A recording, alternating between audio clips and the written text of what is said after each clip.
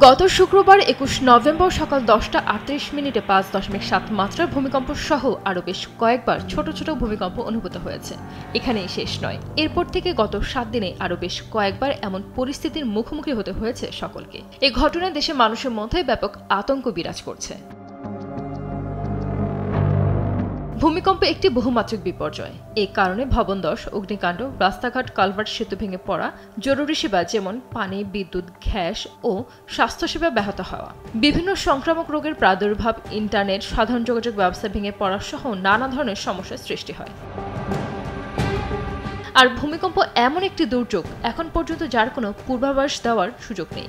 এর কম্পনের স্থায়িত্ব সাধারণত 10 থেকে 30 সেকেন্ড। এত অল্প সময়ে ভবন থেকে নিরাপদে বের হয়ে আসা অধিকাংশ ক্ষেত্রেই সম্ভব নয়। তবুও আমরা আতঙ্কিত হয়ে পড়ি, তাড়াহুড়ো করে ভবন থেকে নামতে গিয়ে অথবা ভবন থেকে লাফিয়ে পড়ে আহত হই। এই অবস্থায় আতঙ্কিত না হয়ে ভূমিকম্প চলাকালীন কিছু ব্যবস্থা গ্রহণ করার জন্য ফায়ার সার্ভিস ও সিভিল ডিফেন্স সবার প্রতি আহ্বান জানিয়েছেন। ভূকম্পন অনুভূত হলে আতঙ্কিত না হয়ে শান্ত ও স্থির থাকুন। ভবনের নিচ তলায় থাকলেও দ্রুত বাইরে বেরিয়ে খোলা জায়গায় আশ্রয় নিন। বহুতল ভবনে থাকলে ড্রপ কভার হোল্ড পদ্ধতি অনুসরণ করুন। নিচু হন, শক্ত টেবিল বা ডেস্কের নিচে ঢুকে খুঁটি শক্ত করে ধরুন অথবা কলমের পাশে বা বিমের নিচে আশ্রয় নিন। সম্ভব হলে বালিশ, কুশন বা এই জাতীয় বস্তু দিয়ে মাথা ঢেকে রাখুন। ভূমিকম্প চলাকালীন লিফট ব্যবহার থেকে বিরত থাকুন।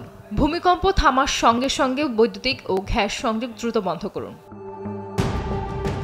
বারান্দা, ব্যালকনির জানালা, বুকশেলফ, আলমারি, কাঠের আসবাবপত্র বা কোনো ঝুলন্ত ভারী বস্তু থেকে দূরে থাকুন। হাতের কাছে টর্চ, হেলমেট, জরুরি ওষুধ এবং বাঁশি সংরক্ষণ করুন যাতে প্রয়োজন হলে ব্যবহার করা যায়।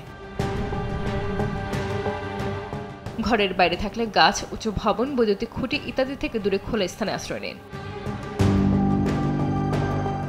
গাড়িতে থাকলে ওভারব্রিজ, ফ্লাইওভার, গাছ ও বৈদ্যুতিক খুঁটি থেকে দূরে গাড়ি থামান। ভূকম্প না থামা পর্যন্ত গাড়ির ভেতরেই থাকুন। একটি ভূমিকম্পের পর আবারও ভূকম্পন হতে পারে। ক্ষতিগ্রস্ত ভবন, ব্রিজ ও বিভিন্ন অবকাঠামো থেকে দূরে থাকুন, কারণ পরবর্তী ভূমিকম্পে সেগুলো পুনরায় ক্ষতিগ্রস্ত হয়ে প্রাণহানি ঘটতে পারে। সকলের সম্মিলিত চেষ্টা ও সচেতনতা ভূমিকম্পের ক্ষয়ক্ষতি সীমিত রাখা সম্ভব। জরুরি সেবার প্রয়োজনে যোগাযোগ করুন ফায়ার সার্ভিস ও সিভিল ডিফেন্স হটলাইন নম্বরে। সঞ্জিত আক্তার, দেশ টিভি।